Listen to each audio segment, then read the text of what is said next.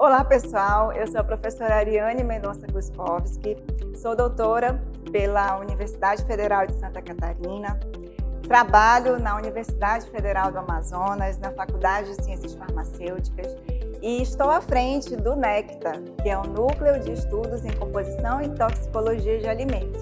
E tenho uma novidade para compartilhar com vocês. É o nosso canal no YouTube, é o ComNECTA, uma forma de a gente estar divulgando os trabalhos do nosso grupo de pesquisa. A gente trabalha com ciência de alimentos, temos alunos de graduação, de mestrado e de doutorado, e a gente vai estar divulgando vários temas de ciências de alimentos que envolvem a região amazônica e convido vocês para estarem assistindo às nossas aulas, os nossos temas que serão trabalhados, que vocês comentem, curtam, compartilhem aí com os amigos. E não esqueçam de ativar o sininho para serem sempre notificados toda vez que fizermos uma publicação. Olá, eu sou a professora Ariane, da Universidade Federal do Amazonas, e dentro dos tópicos de higiene, legislação de alimentos e tecnologia, precisamos falar sobre a questão das normas e padrões e os sistemas integrados pela qualidade de alimentos. Então, podemos definir o que são as normas e diferenciá-las do que são os padrões. Então, as normas, elas acabam sendo de caráter voluntário, então é um documento acordado entre a empresa e a certificadora, né, que irá fazer a inspeção e atestar que a empresa está executando aquelas diretrizes previstas na norma, e o padrão acaba sendo a especificação que existe naquela norma que a empresa está optando por seguir e ser certificada.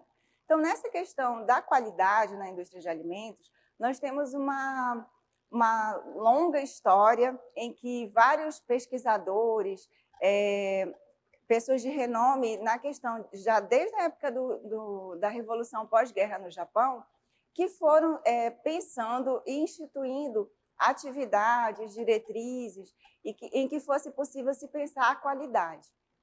Então, a questão da qualidade, ela acaba não sendo uma moda recente. Então, ela tem sido buscada por vários segmentos de empresas, automotivo, né? Inclusive também indústria de alimentos, já há um bom tempo. Então, nessa questão da qualidade, dentro desses pensamentos todos dessas pessoas que já trabalharam, que já pensaram, que já são expoentes aí na questão da qualidade, independente do segmento industrial, a gente tem aí como exemplo alguns das normas ou de modelos e métodos de trabalho dentro da qualidade. Então, a gente tem a questão do 5S, que é um senso de você pensar em como utilizar, organizar o seu espaço de trabalho, a questão da limpeza. Temos aí a utilização do diagrama de Ishikawa, que consegue identificar pelos M's, né, quais as possíveis, quais as causas de um problema para se identificar numa avaliação, por exemplo, como a gente comentou já em outra aula, a questão do sistema de análise de perigos e pontos críticos de controle. Por que aquele problema, aquela contaminação está naquela etapa de processamento do alimento? E temos também o ciclo PDCA, de você planejar, fazer, conferir, né, checar e agir ou corrigir em cima daquele problema que ocorreu. Então, essas ferramentas da qualidade, elas, sem dúvida nenhuma, são importantes para qualquer empresa que pensa em adotar uma norma e ser certificada naquela norma. Então, qualidade acaba sendo um termo muito subjetivo, né, para cada pessoa, em função da sua formação cultural, o seu nível de escolaridade, até porque a gente entende que qualidade para cada pessoa é subjetivo, em que a gente se questiona, né? O que seria, então, um carro com qualidade para você? Né? Aqui a gente pode ter cada um pensando diferentes marcas. Para mim é a marca tal, mas para mim é um que seja super econômico, 1.0 para mim é um carro com qualidade. Não, para mim tem que ser um 2.0. Então, essa questão da qualidade, ela envolve vários aspectos para a gente, como consumidor, mas também para as empresas de alimentos. Então, a qualidade na empresa de alimentos, ela envolve a questão do controle da qualidade, de inspecionar, de estar verificando aquela questão se o alimento está conforme ou não, a cada etapa de produção, por exemplo. E a garantia da qualidade, ela tem diversas ações para prevenir que aqueles problemas aconteçam. né? Então, nesse contexto todo, a gente tem aí essa gestão necessária para que o produto elaborado na indústria de alimentos ele realmente seja saudável e não cause nenhum dano ao consumidor. Então, a qualidade e a produtividade, elas deveriam andar juntas, né? A gente tem bastante material aí na internet, vocês podem estar procurando em diversas fontes, inclusive as que eu comentei na nossa sala de aula, podem utilizar informações, cartilhas oferecidas pela Embrapa e outras instituições que têm fomentado essa questão de material didático para serem utilizados nas indústrias, na produção de alimentos, trazendo essa mensagem de como executar a questão da qualidade na proteção do consumidor.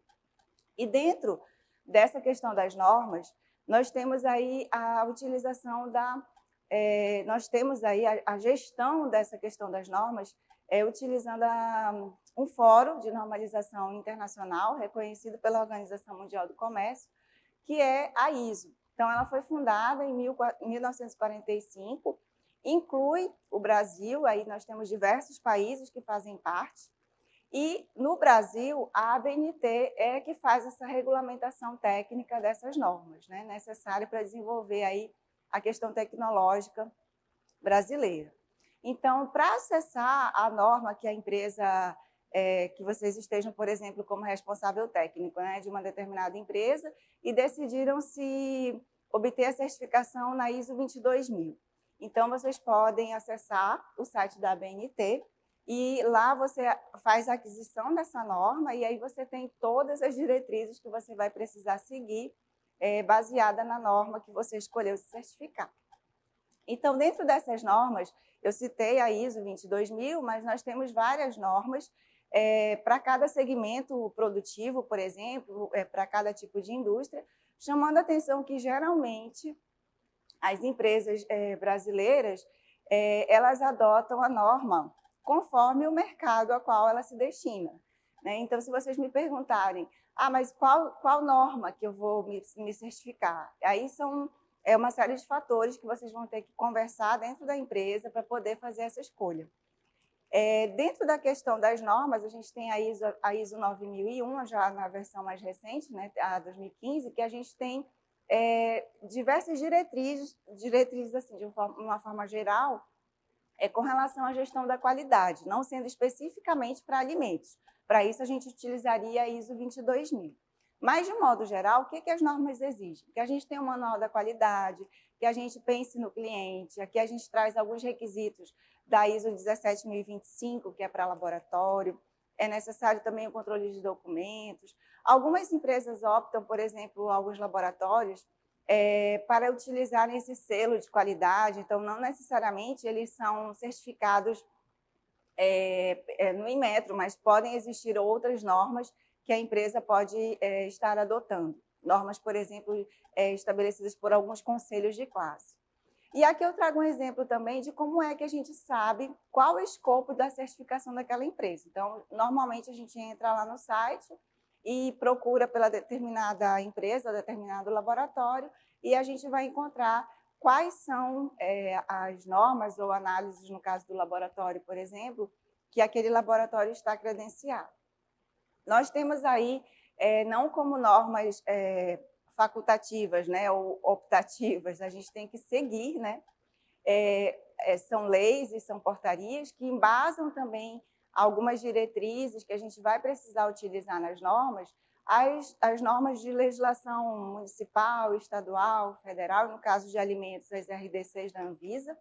E aí a gente vê a importância de seguir essas legislações sanitárias para que a empresa não veja, por exemplo, que a retirada da licença sanitária na vigilância, né, seja um drama. Então, a gente começa realmente aquela escadinha dos sistemas básicos para a gente poder pensar numa norma para a nossa empresa. Então, algumas empresas utilizam os padrões de identidade de qualidade estabelecidos na legislação. E a gente aí, falando dessa questão da escada, tem as boas práticas de fabricação, que nós já comentamos em outra aula. Como a base dessa escadinha, a gente vai ter o próximo degrau, a questão do APPCC, do Sistema de Análise de Perigos e Pontos Críticos de Controle. que envolve também análise de risco, e aí a gente vem com a ISO 22000 e nessa escalada aí da qualidade, chegando a outras normas, como o FSSC 22000. De um modo geral, para alimentos, o que essas normas pedem? Né? Essas normas o degrau mais acima, como a ISO 22 ou a FSSC 22000, exigem aquelas questões básicas que estão previstas na nossa legislação de boas práticas, por exemplo, que a gente tem um manual de boas práticas, que a gente tem os POPs de higienização, de potabilidade de água, de manejo de resíduos. Então, essa parte básica, incluindo também, no caso da ISO 22000, do FSSC, que a gente tenha o sistema PPCC já implantado também na fábrica, e aí que a gente pode chegar a pensar nos itens dessas normas que estão no degrau acima. Então, para a ISO 22000, é um sistema de gestão de segurança de alimentos, em que a gente tem que demonstrar essa habilidade do controle de perigos, garantindo um alimento seguro. Com relação à ISO 22000, ela exige, né, que ela incorpora e que a gente tenha o sistema PPCC, definido pelo Códex Alimentários, ele chama a atenção com relação à importância da comunicação em toda a cadeia produtiva. Os passos para implantar a ISO 22000, eles lembram muito do APPCC, que a gente já comentou, que a gente tem que ter uma equipe qualificada, que tem que ter os pré-requisitos, lembra? Incluindo as boas práticas. E aí a gente chama uma empresa que vai fazer essa certificação, ou seja, ele vai visitar, o auditor vem na nossa fábrica e vai fazer aquela inspeção, que a gente chama de auditoria de certificação, para verificar o quê? Se a gente está realmente atendendo todos os requisitos da norma que a gente escolheu. Então, comentei da ISO 22000, mas a gente tem aí outras normas também de certificação. A gente tinha, inclusive, há alguns anos, a questão do selo amazônico, né? O selo amazônico foi desenvolvido aí para a utilização de alguns produtos regionais da região amazônica e, inclusive, dentro do selo amazônico existia a necessidade da empresa ter algumas das normas também já implantadas. Então, nesse sistema de segurança de alimentos, a gente, quando pensa num sistema integrado, não só pensar, vou ter as boas práticas, mas que a gente possa realmente estar garantindo esse produto, desde a floresta, do cultivo, até a mesa do consumidor, de uma forma segura, passando por todas as etapas de produção, de armazenamento, de transporte. E isso envolve também a questão de um programa de prevenção da contaminação não intencional, que pode ocorrer por perigos biológicos, químicos, físicos ou radiológicos. Então, é importante pensar também na questão do que hoje é conhecido como Food Defense, acabou ficando um termo, né, em inglês, mas que ele visa prevenir já essa contaminação intencional. Então, seria a intenção de fazer algo, né, que a gente considera mais da área assim, criminal, né? Então, um bioterrorismo ou alguma coisa que possa colocar, trazer um perigo para aquele alimento que possa chegar ao consumidor de uma forma intencional. Então, é necessário que as empresas também desenvolvam sistemas que possam estar prevenindo, né, e embasando esse modelo de Food Defense. Então, falei da ISO 22, o FSC 22000, vejam aí que ele já se integra com uma outra especificação, por exemplo, da União Europeia, o PAS 220. Então, vejam que não é um sistema sozinho. Quando a gente fala de sistema integrado, é que não vou implantar a ISO 22000, né? Ela não surge lá no último degrau. Ela vem integrando sistemas, né? Como as boas práticas, o APPCC e outras normas, outros sistemas, métodos que a empresa queira utilizar para chegar nesse último degrau, que seja a FSC ou ISO 22000. Uma outra norma que também é utilizada é a questão da exportação de produtos para os Estados Unidos. Então, no caso dos Estados Unidos, eles utilizam o que chamam de FSMA, né, que é Food Safety Modernization Act, que são as diretrizes, normas utilizadas pelo sistema americano quando se pensa em exportar algum produto para lá. Então, nesse caso, a certificação ou o modelo todo de gestão de segurança de alimentos deve ser pensado utilizando essas diretrizes. E aí vocês perguntam, mas são diferentes das diretrizes da União Europeia? A gente acaba vendo assim, que muda uma coisa ou outra, mas no fundo os requisitos, a forma como o sistema é pensado, é realmente para a segurança do alimento. E vários dos itens são bem parecidos, né? São semelhantes, e a gente às vezes tem que mudar a forma como escreve um procedimento, a forma como estabelece uma instrução de trabalho, mas, no fundo, todos esses sistemas, inclusive nesse slide a gente traz o ABRC, que é também um sistema aí que requer esse embasamento de integração dos sistemas, né, para que a empresa seja certificada no BRC também. Então, deixo aqui para vocês algumas bibliografias que vocês podem consultar com relação a essas normas e padrões e sistemas integrados de segurança de alimentos.